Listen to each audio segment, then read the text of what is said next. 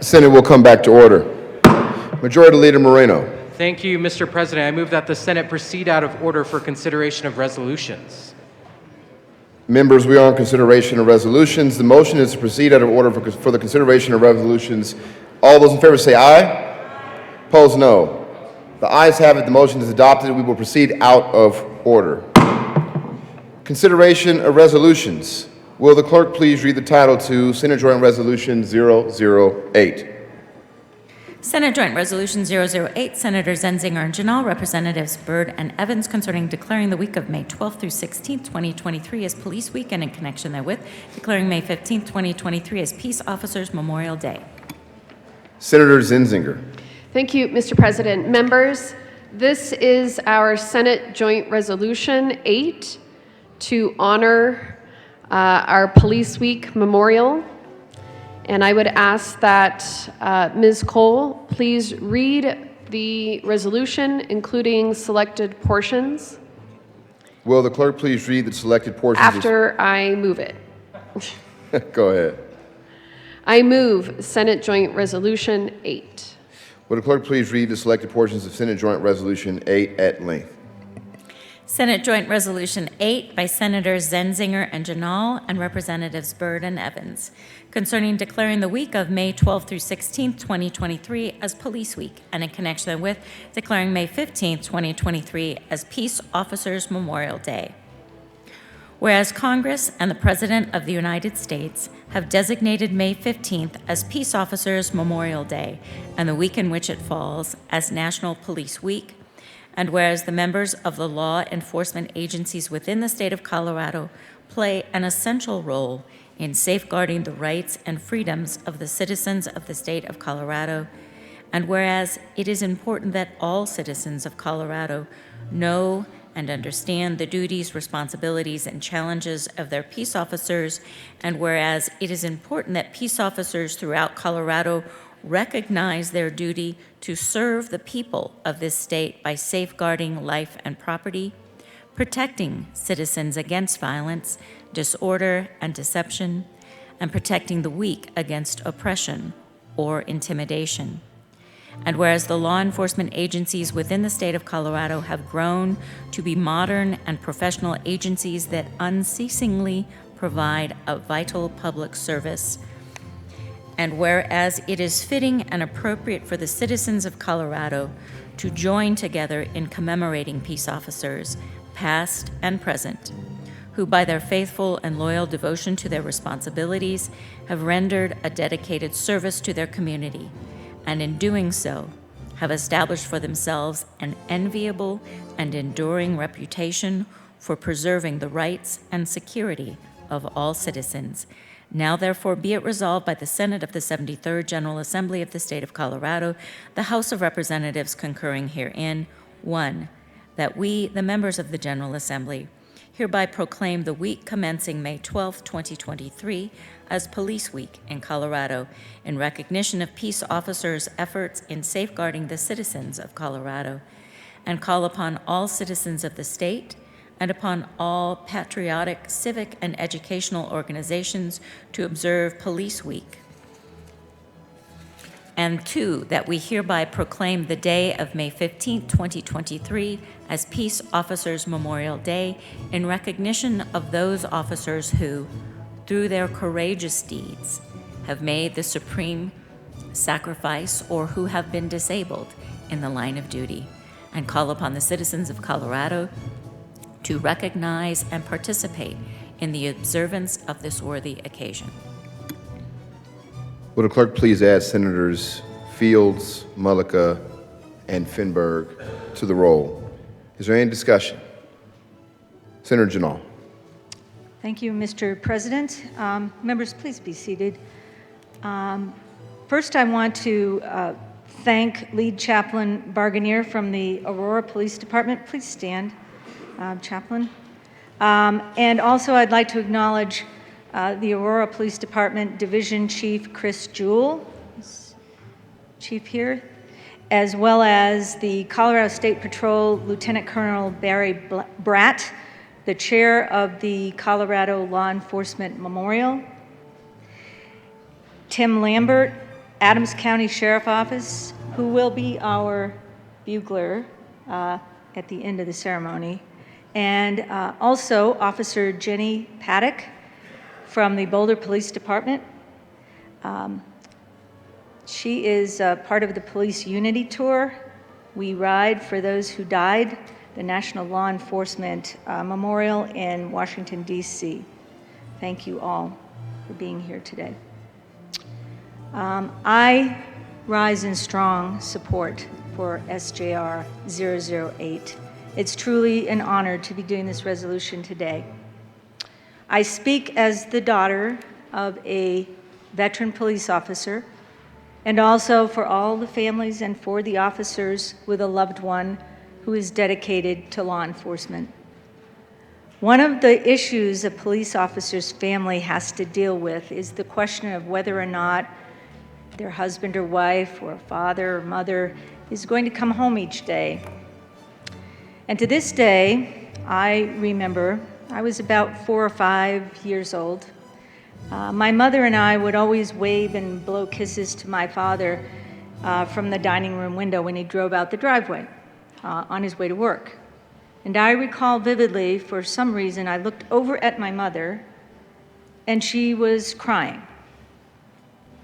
And I asked why, but I never got an answer until I was much, much older and realized that that day my mother knew that there was something very different in the life of a police officer, and my dad's life was in danger that day, and she knew that she may not see him again.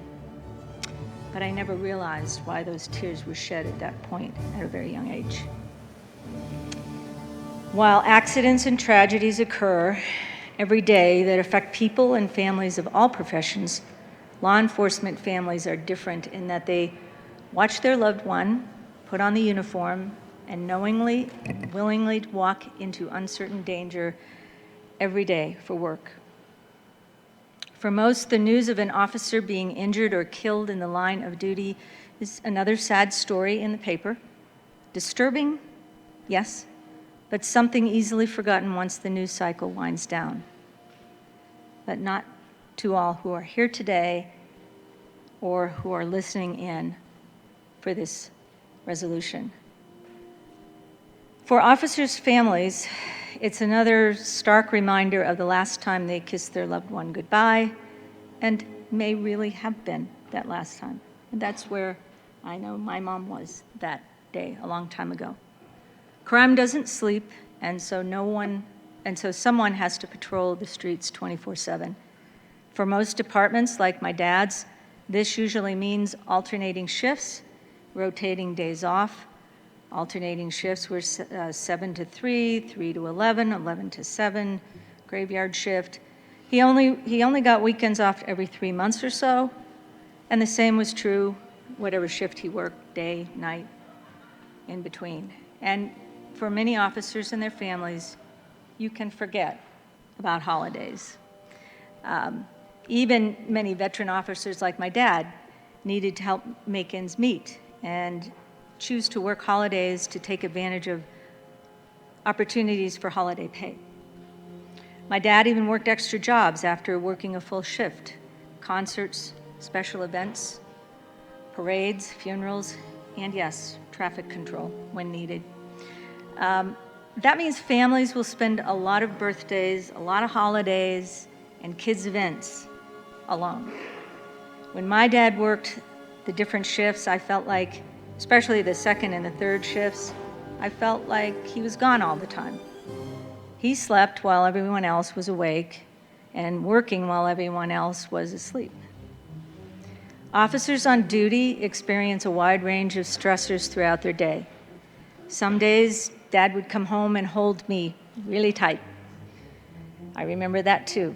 But little did I know is that time he had experienced an accident or a crime that involved a child or a family fatality. Despite the hardships, my dad was my hero. He taught me many things that I still use today. And even though he passed away in the mid-'80s, He had just retired after 28, I say 30 years, almost 30 years as a police officer, and looked forward to enjoying the rest of his time with my mom and family and traveling and relaxing. He never did. Due to cancer, which took him a year after some chemotherapy, he had the diagnosis 6 months after he retired.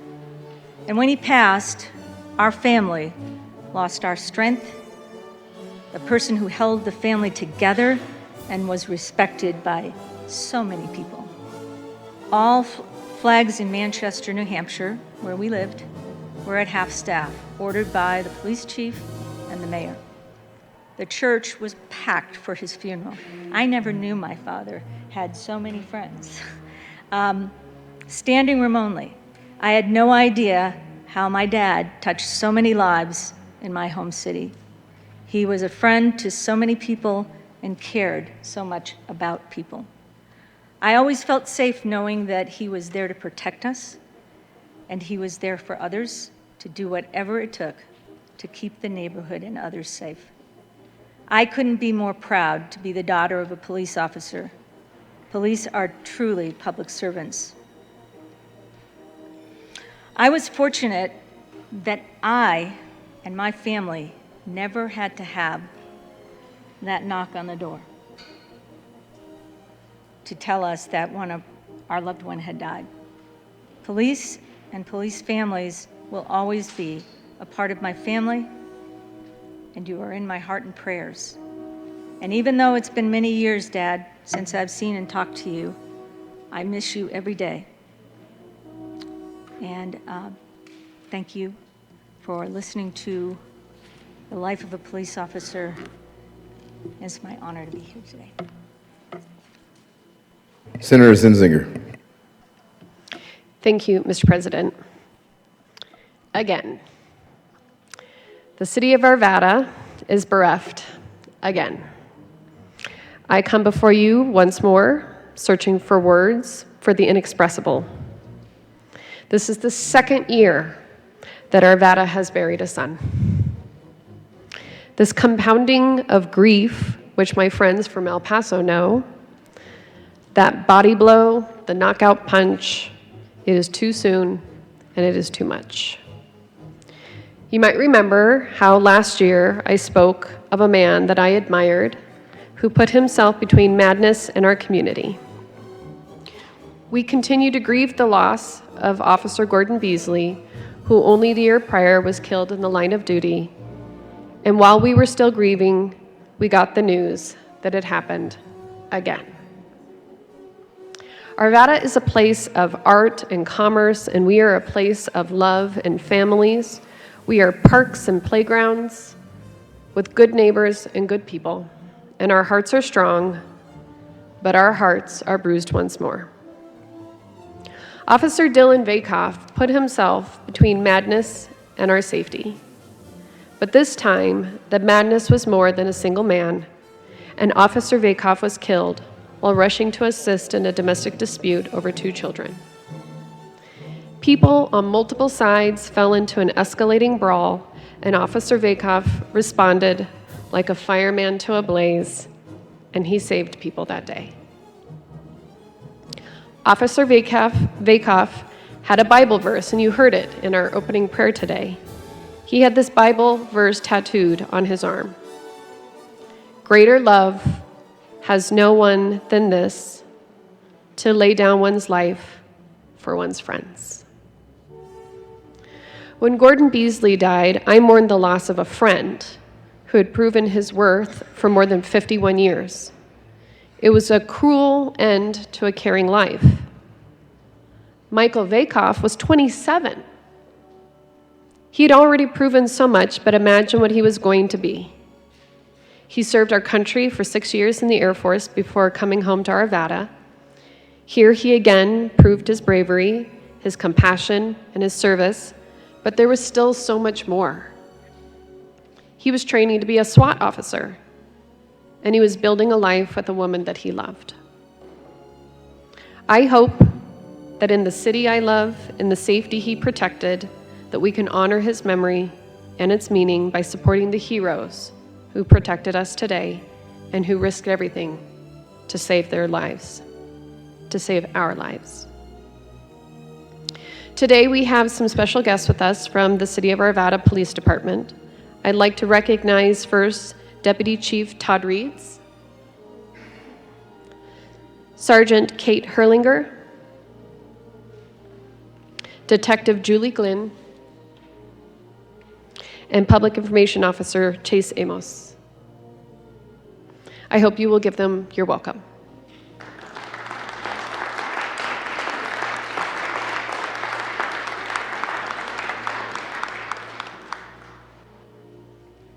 Senator Gardner. Thank you, Mr. President. Colleagues, each year we take a few minutes out of what is an otherwise very hectic time in our session. We pause and we take that time to recognize our fallen officers, to commemorate Police Week in our nation and in our state. It is incredibly important that we do so. And as I remarked yesterday in our recognition and honoring of Officer Julian Becerra of the Fountain Police Department, that it's fitting that we take this time during our most hectic time of our legislative duties, because it causes us to remember why we come here and some of our most solemn responsibilities to our communities and to those who serve and protect us. I want to thank the Senator for her personal story of being the daughter of an officer, because as I've considered legislation, and there has been a great deal of it concerning law enforcement generally and public safety generally, but in this particular time in our nation and our state, the questions of how do we police, what do we expect of our law enforcement officers. I always think and try to remind everyone that our law enforcement officers in this country are not some distant or insular group separated from us. They are our neighbors, our friends. We attend church with them. Our children go to school with them. They're the person who stops when they're not in uniform, but we have a flat tire. They're the person in our community that, again, even when not on duty, have the sense of responsibility to step up, to go toward trouble, toward danger, for safety. I think that today is one of the most challenging times in our nation and our state's history to be a law enforcement officer. We have challenges in recruiting because many young people question whether this is something they want to do. There are incredible sacrifices of family, of income, of time, of health. And yet, just as with our nation's military, we have young people in our country and in our state and our communities that say, I want to do that. I want to do that, and at their young age, I think often they may not know exactly what it is that motivates them, and I've puzzled over this for many years, but it is, I think, for so many of them, the desire to be part of something larger than themselves, something that transcends personal desires and motivations, to make the world, their community, their neighborhood safer and better and more secure. It is, and they represent what is the best in our community and our state. We read this resolution in its pertinent parts every year, and we, for reasons that are good, we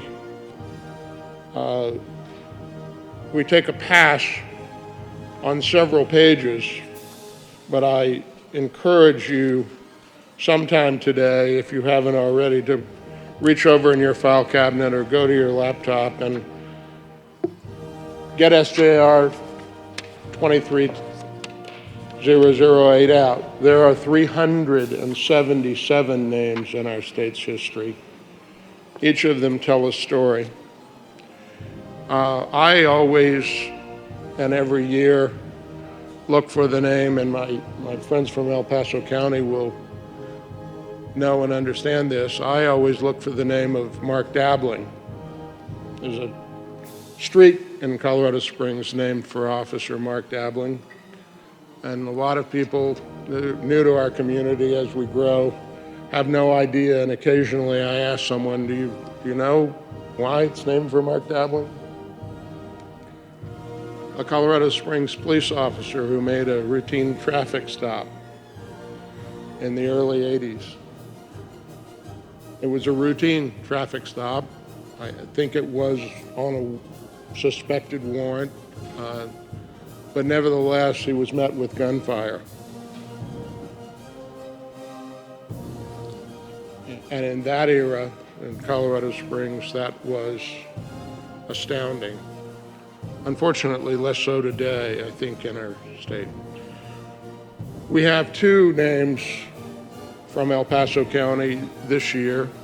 We recognized Officer J.B. Julian Becerra yesterday, and his widow and community members were here. Today, we want to especially take a moment to honor Deputy Andrew Peary. Deputy Peary was shot and killed on Sunday, August 7th. I always look at that and I think of Sunday, when everyone else was watching the game or enjoying their family or out on a hike. There was a domestic disturbance in El Paso County, and Deputy Peary, along with a Fountain Police Department officer and another deputy, responded to what was a shooting call.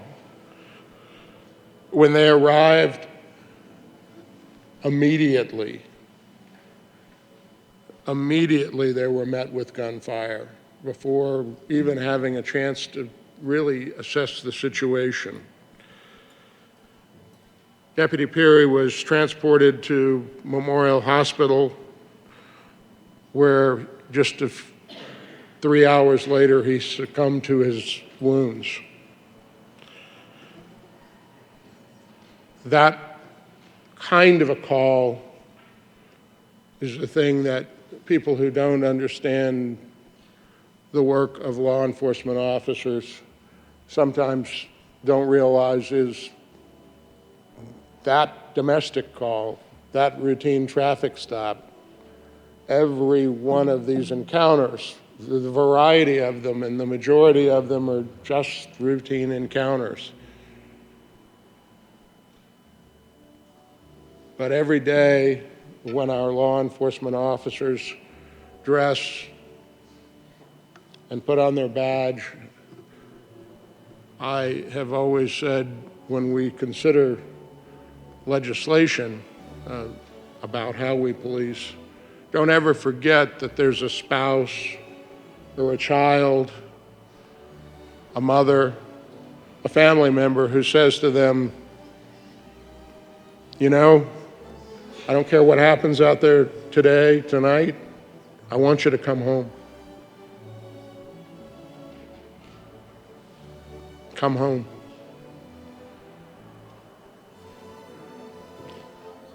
I don't know what Deputy Peary's wife might have said to him.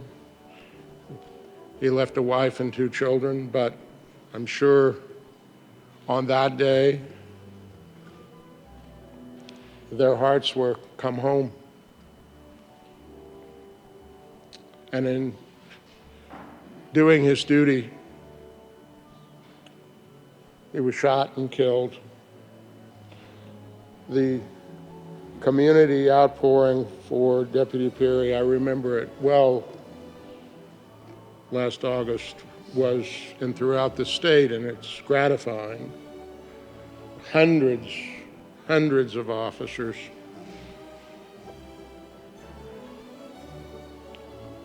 Today is a continuation of that for Deputy Peary. And I appreciate and want to recognize his chain of command from the El Paso County Sheriff's Office. If you would stand, and thank you for being here. Our Sheriff, Joe Roybal. Under Sheriff Jeff Kramer. Bureau Chief Andy James.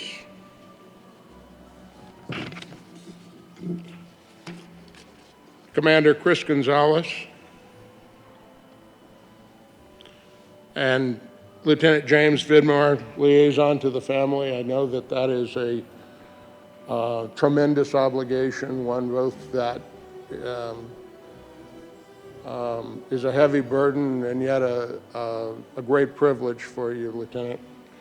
And Supervisor for Community Affairs, Cassandra Sebastian.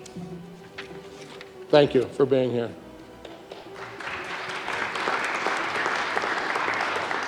And it becomes sometimes trite to say thank you for your service. Let it not be trite this morning. Thank you to all of you of the El Paso County Sheriff's Office and your compatriots from our municipal departments. Please convey to them, each and every one of them, that we did take a moment this morning to say thank you and did take a moment to honor Deputy Peary and to remember that every day when you leave your home, someone in your family, whether they say it out loud or they think it to themselves, they think, come home safe no matter what. Thank you.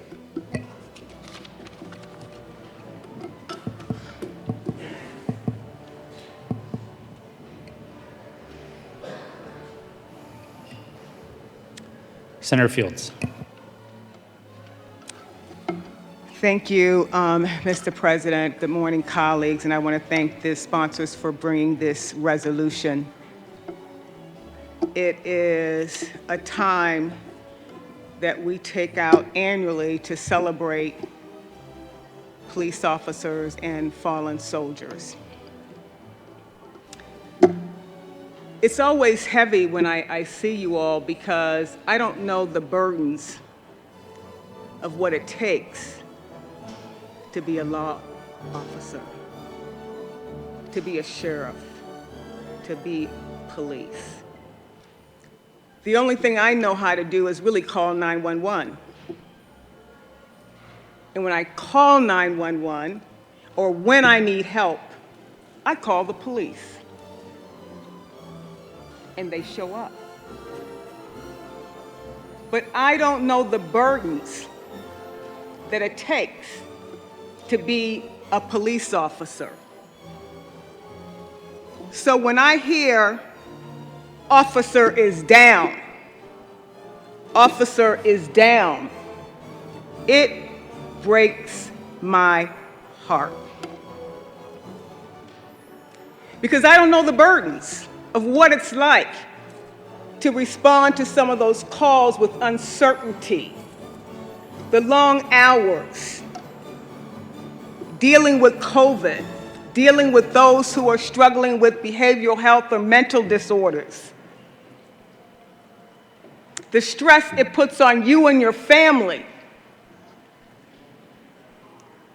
I don't know the burdens. Many of us may not know the burdens because we have the luxury of just picking up the phone and calling 911 and calling for help.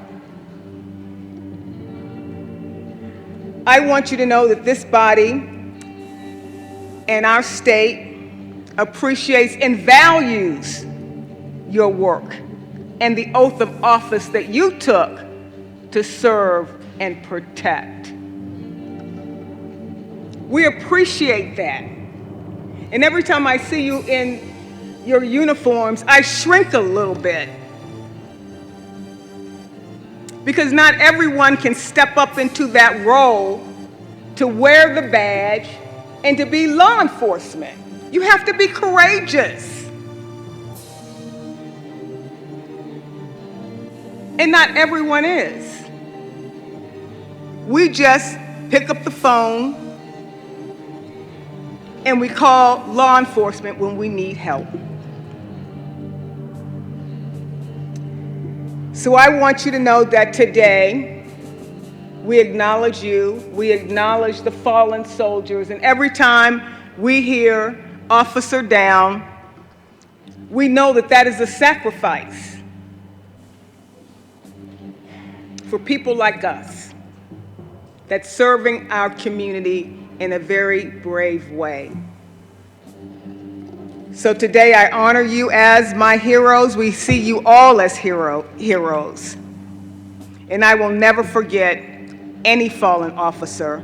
And every time I hear that an officer is down, it breaks my heart. Thank you for this tribute.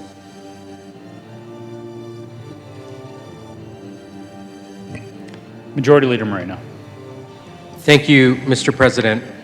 I move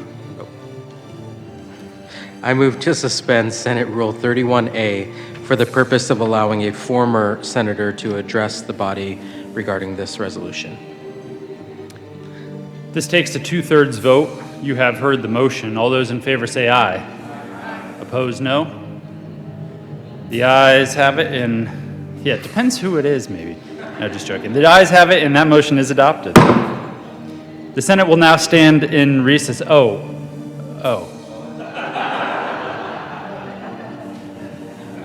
You should be more specific next time, Mr. Majority Leader. The Senate will stand in recess to hear remarks from the good Senator, the Sheriff, John Cook.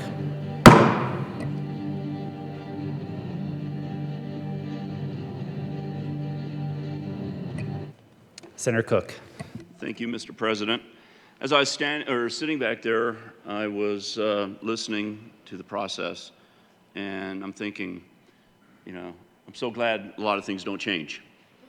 The traditions and the proceedings, the faces do every couple years, but again, those traditions and processes don't, which makes this institution as strong as a rock, and will continue into the future to be that way.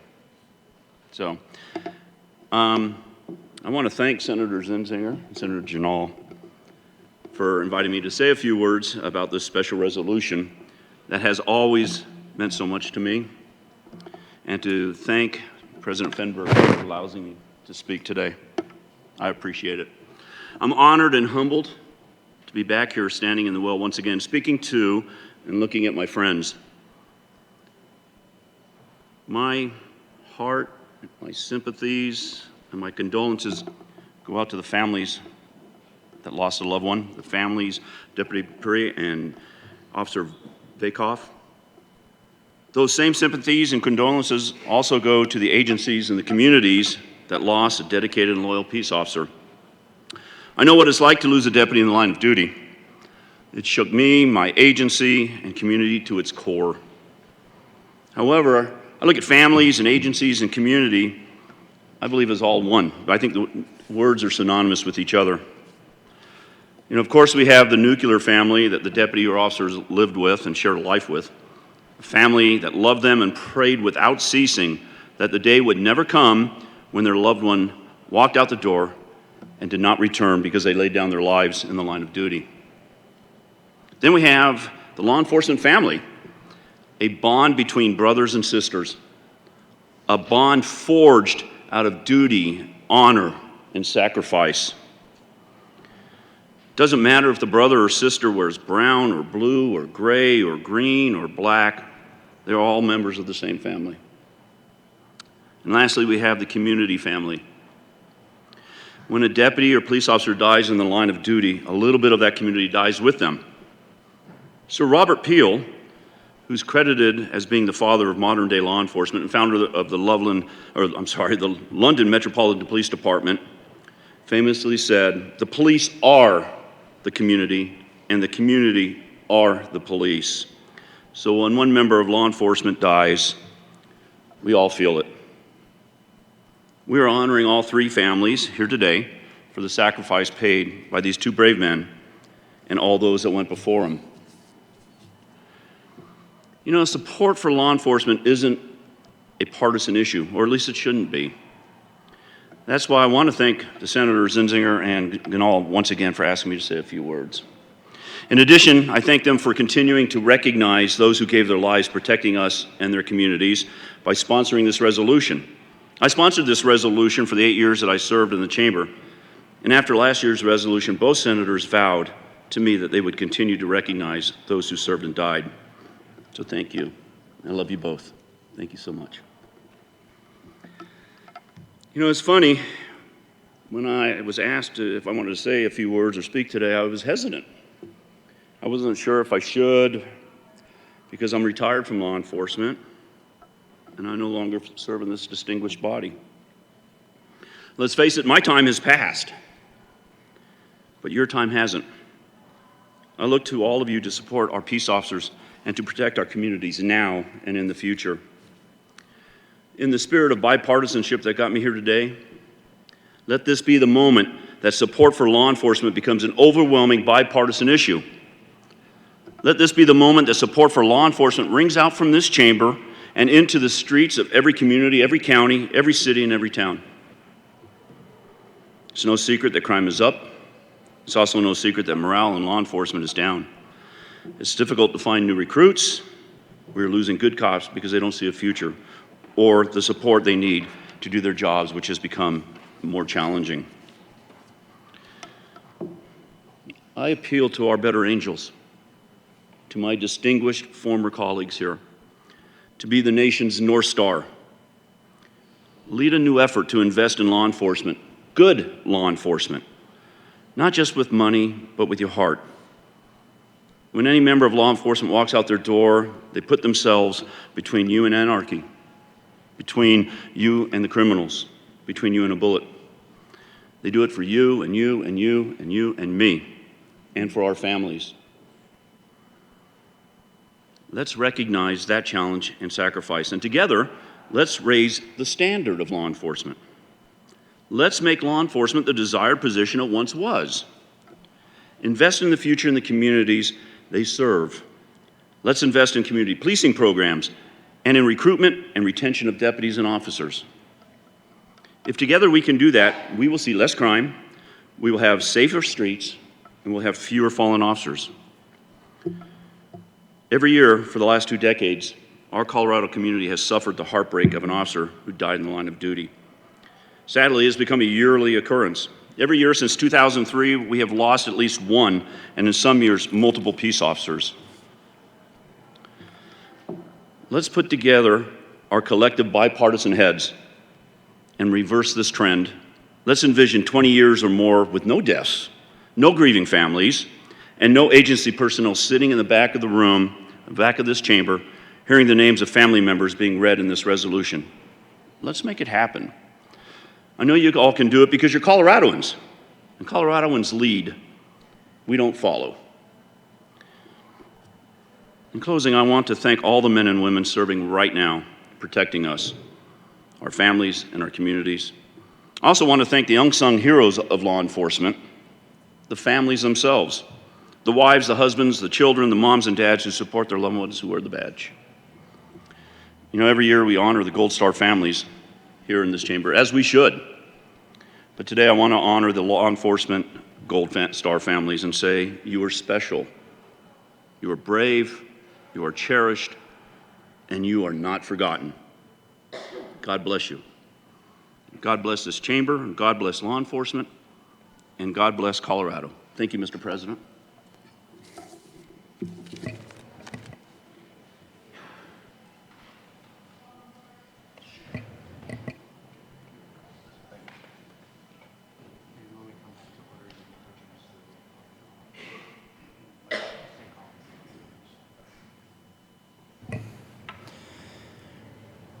The Senate will come back to order. Will the clerk please add Senator Jaquez Lewis to the roll? And will the clerk please remove Senator Kolker from the roll?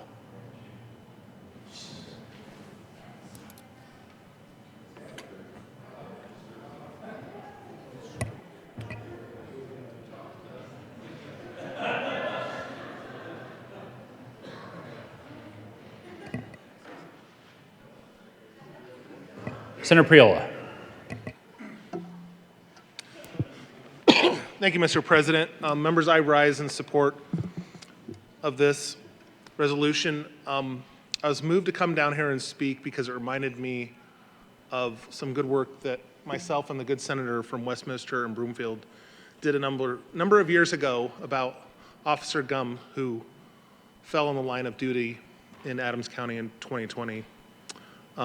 Fell in the line of duty in the same summer in the same precincts that I was knocking doors that year.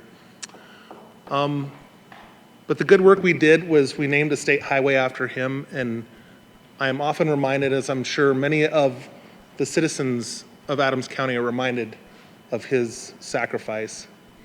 And I challenge each and every member in this chamber to do the same in your district, as a subtle reminder to the public of the ultimate sacrifice law enforcement puts themselves out for, their lives on the line for our safety and to enforce the laws that we pass. Thank you. Senator Zenzinger. Thank you, Mr. President. I remove Senate Joint Resolution 8, and I ask for a roll call vote. The motion is for the adoption of Senate Joint Resolution 8, and a roll call vote has been requested. Will the clerk please poll the senators? Senators Baisley. Baisley, aye. Bridges. Bridges, aye. Buckner. Buckner, aye. Coleman. Coleman, aye. Cutter. Cutter, aye. Danielson, excused. Exum. Exum, aye. Fields. Fields, aye. Gardner. Gardner, aye. Janal. Aye. Janal, aye. Gonzalez. Gonzalez, aye. Hanson. Hanson, aye. Hinrichsen. Hinrichsen, aye. Jaquez Lewis. Jaquez Lewis, aye. Kirkmeyer. Kirkmeyer, aye. Kolker, excused. Liston. Liston, aye. Lundin. Lundin, aye. Marchman. Marchman, aye. Moreno. Moreno, aye. Mullica. Mullica, aye. Pelton B. Pelton B, aye. Pelton R. Pelton R, aye. Priola. Priola, aye. Rich, excused. Roberts. Roberts, aye. Rodriguez. Rodriguez, aye. Simpson. Simpson, aye. Smallwood. Smallwood, aye. Sullivan. Sullivan, aye. Van Winkle. Van Winkle, aye. Will. Will, aye. Winter. Winter, aye. Zenzinger. Aye. Zenzinger, aye. Cook. Cook, aye. Mr. President. Aye. President Venberg, aye. With a vote of 32 ayes, 0 no, 0 absent, 3 excused, Senate Joint Resolution 8 is adopted. Senator Zenzinger. Thank you, Mr. President. I ask that the roll call be added as co-sponsors, and I also ask for a moment of silence followed by a performance from the Gallery of Taps by our bugle player Tim Lambert of Adams County Sheriff's Office. Seeing no objection, the current roll call will be added as co-sponsors to Senate Joint Resolution 8. Taps will be played and the Senate will observe a moment of silence for the fallen officers.